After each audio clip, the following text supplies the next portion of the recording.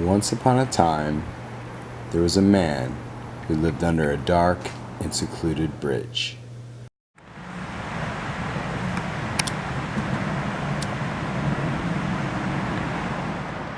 Every day, the world was passing him by, until one day, he met Tina.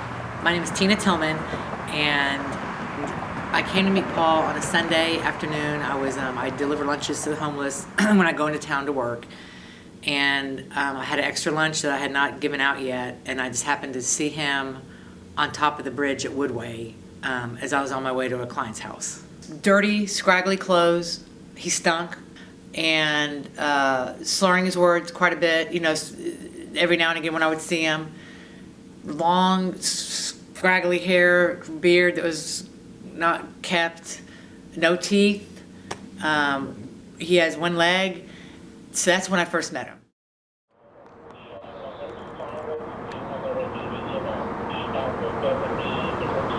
It was a broken heart, bad luck, and addiction that put Paul under the bridge.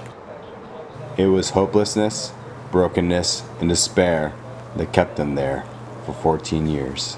Homeless people out there, they have problems too. They're trying to hide the problem by the alcohol and drugs. They're trying to hide from their feelings. They just want to drown out everything around them. And then they make themselves pass out because it's a miserable life to be on the streets, and it's miserable.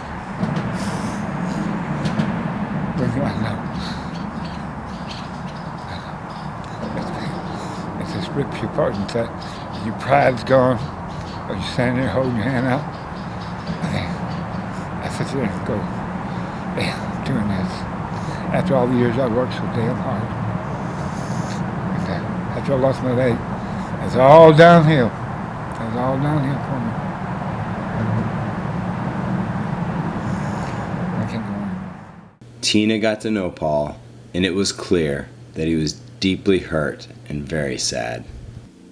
God does not intend anybody to live like he's been living for 14 years.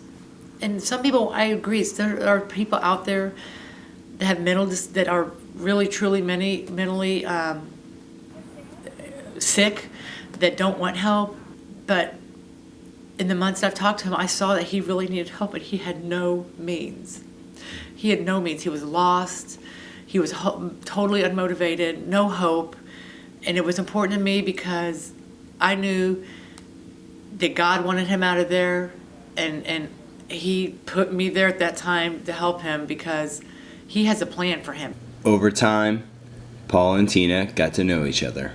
Tina realized that Paul was truly a happy soul. Together, they laughed and they cried. And then they came up with a plan to bring Paul out from underneath the bridge.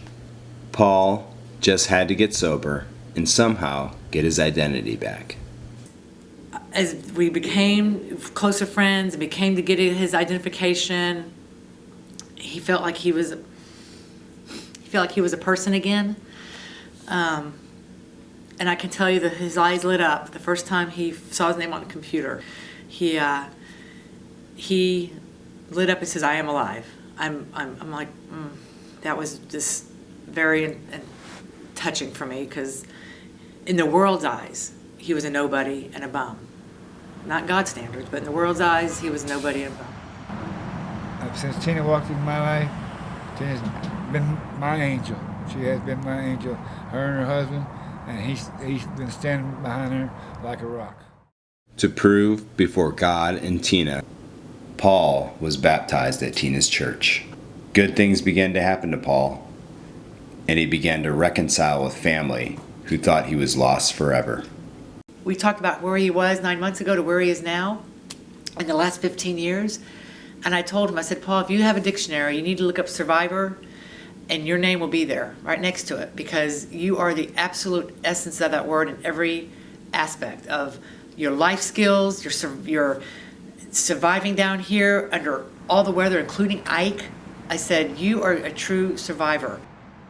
Like I said, told Tina, I've been living down all those years. I'm tough as some alligators in that bayou. I won't give up. I can stay out in the winter, I can stay out in the summer. I don't need no fan, no air conditioning, no power. But as long as I got my little ice chest, my little portable stove over there, my little butane burner, I will survive. I will survive. I am a survivor. It's hard, but I will survive.